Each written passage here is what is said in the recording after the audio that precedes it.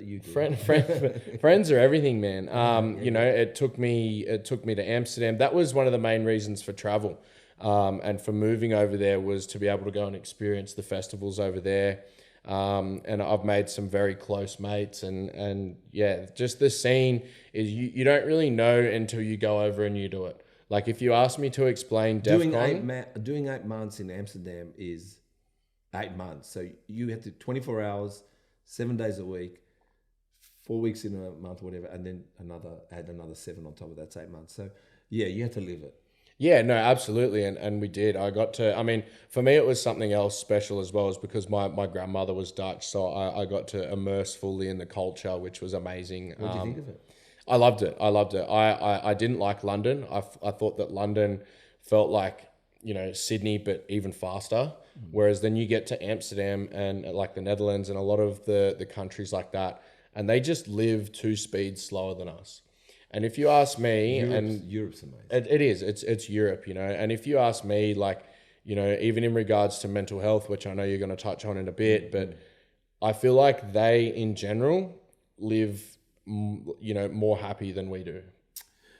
Look, I've got Greek background, and I'll be honest with you, I don't know anyone in Greece that has mental health problems. There you go. I'm just trying. Look, I'm sure there is. I'm sure there is. Yeah. But Yeah. I don't know anyone that's talking about it. So I don't know. Like, I'm sure there is. There's no doubt. There would be for sure. But the thing is, the Athens itself, I get it, but there is about something about the clean air there. And if you look at Europe in itself, in the size it's smaller than Australia. So can you imagine that in 1 hour you're in another country? How But you cool know, is that? yeah, that's the thing. But you know what? It was funny. I was on a job site this morning, and they had Kyle and Jackie O playing in the background, and they were actually talking about like quality of life and the difference between like the elderly. So the elderly in Europe, what are they doing? They're sitting at cafes and bars, and they're on the beach, drinking, smoking, having a laugh. What are the oldies here doing? Well, I'll tell you what they do. And you're from Macedonia, so Chris has only been in Australia for 3 years. 3.5 Yep. years. So he's originally from Macedonia, and that's the first time here in Australia. But when I was in Greece, I'll tell you what they do. During the day, I'll tell you what the old people do. They do chores. They are old people digging holes, Yeah. moving donkeys, picking vegetation. They eat, have a siesta. At 5, 6 o'clock, 7 o'clock, even 9 o'clock at night, they make their way down to the piazza, and everybody spoils them. Yeah. Elderly are respected there. Yeah. And they sit there till midnight. Yeah. And they're all drinking, eating, talking, and the kids are running around. Yeah, what are they doing here? They're dying in nursing homes. Yeah. And that was what Kyle said. He goes, I know what I'd much rather do. I'd much rather kick the bucket, you know, sinking a beer and smoking a dart. Yeah, 100%. 100%. I'm the same. Like, in all honesty, if you ask me, what do you see yourself doing when you're like, you know, 70, 80, whatever, scooting around in a little electric scooter, doobie in hand, and I'm still jacked, of course. Yeah. We're still training. No, of course. But we're just cruising around, living life, mobile scooter. That's me.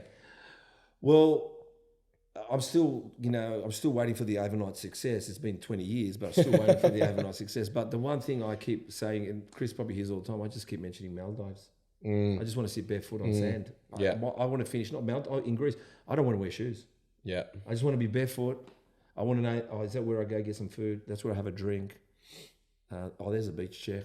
Sleep it out. Yeah. You know, and train as well. Yeah. Because I love training too, and I think training is the fountain of youth. I think the gym I agree. is the place because, see, you played union and you talking about your shoulder. The thing is about jogging, sprinting, sports.